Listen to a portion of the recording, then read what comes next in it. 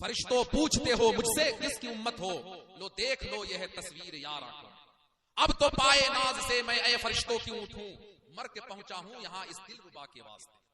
یہ تو نیک بندے ہیں، یہ بڑا آسانی سے جواب دے لیں گے، ہے نا. تو ان کو کیا ارشاد ہوگا؟ ترمذی کا لفظ ہے نم کنو مت لرو، سو جا جیسے دلہن سو، ہے نا. وہ ہو گئے.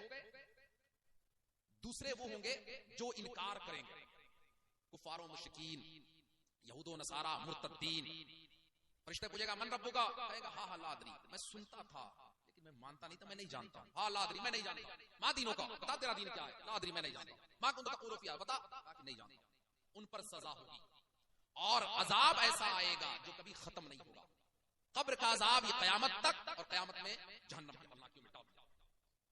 یہ ہو گئے انکار کر دیں گے کہ میں نہیں جانتا ہوں. رب کو دنیا میں نہیں مانتے تھے، انکار کر دیں گے. اور نیک لوگ جواب دے دیے. اب بچے ہم گنہگار. جب فرشتے پوچھیں گے من ربک تو ہم انکار بھی نہیں کریں گے، کیونکہ دنیا میں تو ہم مانتے ہیں نا اللہ ایک ہے، لیکن جواب بھی نہیں دے پائیں گے. کیوں؟ تعبیر اس کی یہ کی صوفیہ نے کہ گناہوں کی نحوست، گناہوں کا پریشر پڑا ہوگا اس بندے پر، وہ بولنا چاہے گا گناہوں کی نحوست اس کو بولنے نہیں دے گی. یہ سر جھکا لے گا، انکار نہیں کرے گا کہ میں نہیں جانتا. فرشتہ پوچھے گا من ربک، نگاہیں جھکی، بولا بول ما دینوں کا، نگاہیں جھکی. جواب یہ بھی نہیں دے گا، لیکن انکار نہیں کرے گا. عذاب اس پر بھی آئے گا. یہ ٹھیکیداری نہیں ہے کہ کلمہ پڑھ لیا تو وہاں ہو گیا، نہیں، عذاب اس پر بھی آئے گا. لیکن کفار و مشرکین کا جو عذاب تھا وہ دائمی، ہمیشہ انہیں تکلیف پہنچانے کے لیے، اور ہم گناہگاروں پہ جو آئے گا وہ تکلیف پہنچانے کے لیے نہیں، گناہوں کو ختم کرنے کا. جب ادھر سے عذاب آئے گا اور یہاں سے ایصال ثواب کی برکتیں جائیں گی، یہاں قرآن پڑھا جائے گا، یہاں سے ایصال ثواب کی محفلیں ہو رہی ہیں، گناہ ختم ہوں گے. گناہ ختم ہوتے ہوتے جب گناہوں کی نحوست ختم ہو جائیں گے تب اسے بھولا ہوا سبق یاد آئے گا. وہ کہے گا ہاں ہاں ہمیں یاد ہے، ربی اللہ میرا رب اللہ ہے، دین اسلام میرا دین اسلام ہے، وہ رسول اللہ صلی اللہ علیہ وسلم یہ اللہ کے رسول ہے. جب بندہ کہے گا اس دن سے جنتی لباس پہنا کے جنت کا. نعرہ تکبیر، نعرہ رسالت، مسلک اعلی حضرت، علماء اہل سنت، خلیفہ سرکار گلزار ملت.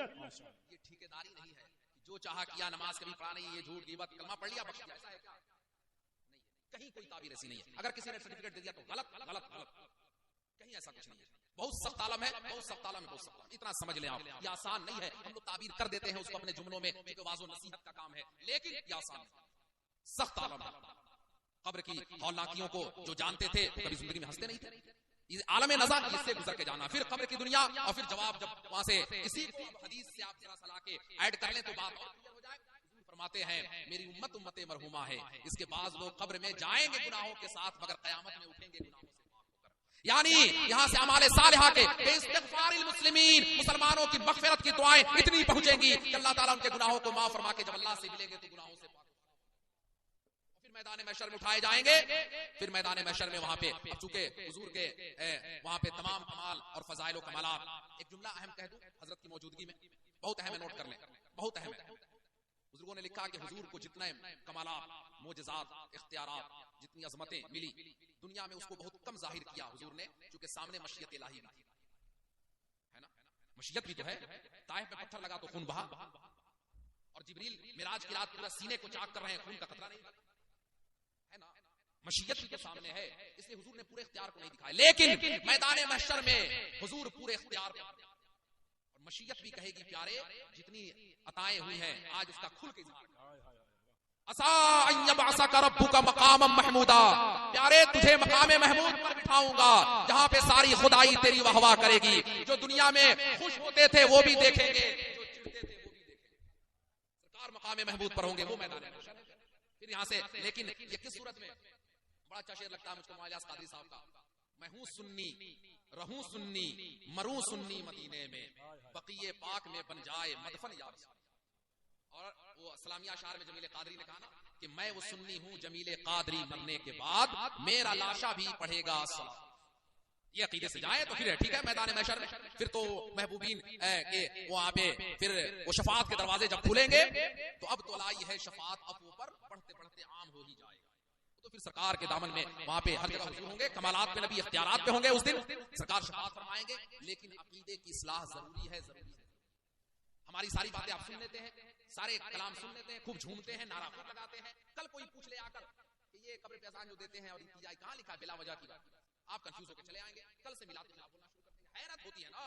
یا تو پہلے مسلک اس کے ہر معاملات کو قرآن و سنت کے مطابق سمجھ لیں, سیکھ لیں, پڑھ لیں, علماء کی صحبت میں آ کے بیٹھے سیکھ لیں, اور پھر قائم جم جائیں, دعا کریں کہ اللہ تعالیٰ اسی مذہب و مسلک پہ موت. سختی ہونی چاہیے نا. اتنا خوب جھومتے ہیں, جلسہ خوب کراتے ہیں, لیکن کوئی کچھ سمجھا دیتا ہے تو باتیں ان کی سمجھ میں آتی نہیں. یہی دین حق ہے اور اسی پر قائم رہیں. انشاءاللہ قیامت میں اٹھائے جائیں گے اسی شان سے کہ ہم سرکار کے, ہمارے پیرو سرکار تاج الشریعہ رضی اللہ تعالیٰ عنہ وارضاہ جب بیعت لیتے تو کیا پڑھاتے تھے. وہ جملہ اگر آپ لوگ مرید ہوں گے تو حضرت بھی ہیں, وہ جملہ یاد ہوگا. پڑھاتے تھے, کہو ہر فرائض واجبات سنتوں کو ان کے وقتوں پہ ادا کرتا رہوں گا, اور ہر برائی خاص کر جھوٹ, چغلی, غیبت, بد مذہب کی صحبت, گانے بجانے تماشوں سے بچتا رہوں گا. الہی میں توبہ کرتا ہوں, میری توبہ قبول فرما.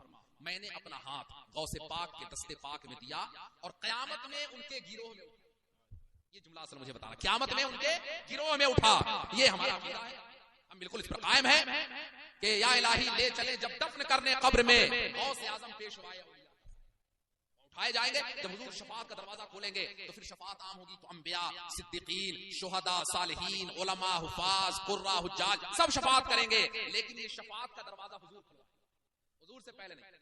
آخری وقت جملہ یہ چل رہا ہے, یہ آخری وقت, حضور سے پہلے کچھ نہیں. حضور میدان محشر پورے مصطفیٰ کے ہاتھوں میں ہے نا. موٹی موٹی چیزیں جو آپ نے سن رکھا ہے ادھر نہیں جا رہا. موٹی موٹی چیزیں جیسے لواء الحمد کا جھنڈا ہوگا نا, وہ کس کے ہاتھ میں ہوگا؟ حضور کے ہاتھ میں. حضور فرماتے ہیں نا حضرت آدم سے قیامت تک سب اس جھنڈے کے نیچے ہوں گے. مقام محمود, قرآن کہتا ہے کہ مقام محمود پہ نبی جلوگر ہوں گے. پل صراط سنا ہے آپ نے, حضور ارشاد فرماتے ہیں کہ پل کی دوسری طرف میں رہوں گا, رب سلیم کی صدا دے رہا ہوں گا, یا اللہ میری امت کو سلامتی سے گزار دے. تو یہ بھی نبی کے ہاتھوں میں. میزان اعمال سنا ہے آپ نے, جہاں اعمال تولے جائیں گے, حضور فرماتے ہیں کہ وہاں بھی میں رہوں گا. امت کے اعمال میں کمزوری ہوگی تو اعمال بڑھا کے انہیں جنت دلا. حوض کوثر سنا ہے آپ نے, حضور فرماتے ہیں امت پیاس کے عالم میں ہوگی, حوض کوثر کا جام پلاؤں گا اور پھر پیاس بجھا دوں گا. تو یہ تمام چیزیں تو حضور کے ہاتھ میں ہے نا, نہیں ہے؟ یہ تو ہے نا حدیث شریف میں. یہ کوئی مولوی صاحب, بریلوی مولوی نے نہیں لکھا ہے, حدیث شریف میں یہ ساری چیزیں ہیں کہ یہ سب کچھ, یعنی کہ میدان محشر پورا سجا کے کہ محبوب ہر جگہ ہوں گے. اب مقام محمود پہ آپ ہی ہوں گے. سرکار صحابہ نے پوچھا تھا یا رسول اللہ مقام محمود کیا ہے؟ حضور نے فرمایا شفاء, وہ شفاعت کبریٰ ہے, میں وہاں سے ہوں گا اور جب امت پریشان ہوگی تو میں سجدہ کروں گا.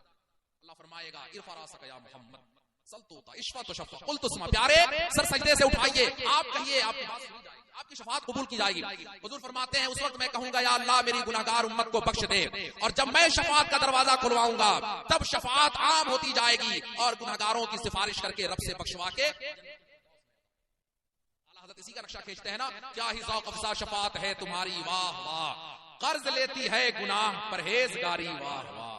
اس کی تعبیر بھی بڑا عجب ہے, وہ ہر آدمی کے عقل میں آ بھی نہیں سکتا ہے. لوگ کہیں گے آپ بھی ہلکے میں بنا دیے, لیکن یہ امام کہہ رہے ہیں نا میدان محشر میں صفیں لگیں گی, 120 صفیں ہوں گی جنتیوں کی. کتنی؟ 130 صف, جس میں 80 صف میں تنہا یہ امت ہوگی اور 40 صف میں حضرت آدم سے حضرت عیسیٰ روح اللہ تک کی امت ہوگی. ٹھیک ہے, اور صفیں جب لگیں گے تو حضور تشریف لائے گا. شفاعت کے لیے جب آئیں گے تو سرکار ہر صف والے چاہیں حضور ہماری صف میں آ جائیں, حضور ہماری صف میں آ جائیں, تو حضور گناہگاروں کے صف میں جائیں اور شفاعت گناہگاروں کی. حضور فرماتے ہیں نا شفاعتی لأہل الکبائر من امتی, میری شفاعت میری امت کے بڑے بڑے گناہگار. اب حضور گناہگاروں کے صف میں آ کے جب شفاعت شروع کریں گے نا تو نیک لوگ اپنی صف کو توڑ کے نکلیں گے, گناہگاروں سے کہیں گے کہ گناہ تھوڑا قرضہ میں دے دو, یہ نیکیاں لے لو, کہ حضور کی شفاعت ہمیں, کہ ہم اپنے اعمال سے نہیں نبی کی شفاعت سے جنت میں جانا چاہتے ہیں. اسی کو میرے امام نے کہا کیا ہی ذوق افزا شفاعت ہے تمہاری, واہ واہ, قرض لیتی ہے گناہ پرہیزگاری.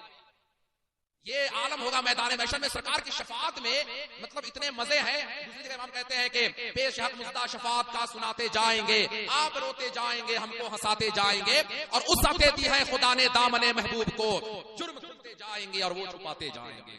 تو یہ عالم میدان محشر کا ہر جگہ حضور ہوں گے. اس لیے اپنے عقیدے پر سختی سے قائم رہیں. انشاءاللہ قبر میں سرکار کی زیارت ہوگی, عالم نظام رب نے فضل فرمایا تو زیارت ہوگی, دنیا میں اللہ تعالیٰ زیارت نصیب فرمائے, نہیں تو میدان محشر میں تو زیارت ہوگی. لیکن اسی عقیدے اور ایمان کے ساتھ قائم رہے دنیا میں, اور اسی ایمان و عقیدہ کو دنیا سے لے کر جائیں, اور اس کی صحیح تعلیم امام اہل سنت سیدی سرکار اعلیٰ حضرت نے اپنی کتابوں میں جو نوٹ کیا اور فرمایا بھی اپنے اخیر وقت میں نا, کہ میرے اسی دین پر قائم رہنا جو میری کتابوں سے ظاہر ہے. جس پر وہابیہ نے کہا کہ میرے دین پر, ان کا دین ہے, کہا کہ اعلیٰ حضرت کے آگے کا جملہ نہیں پڑا, جو میری کتابوں سے ظاہر ہے.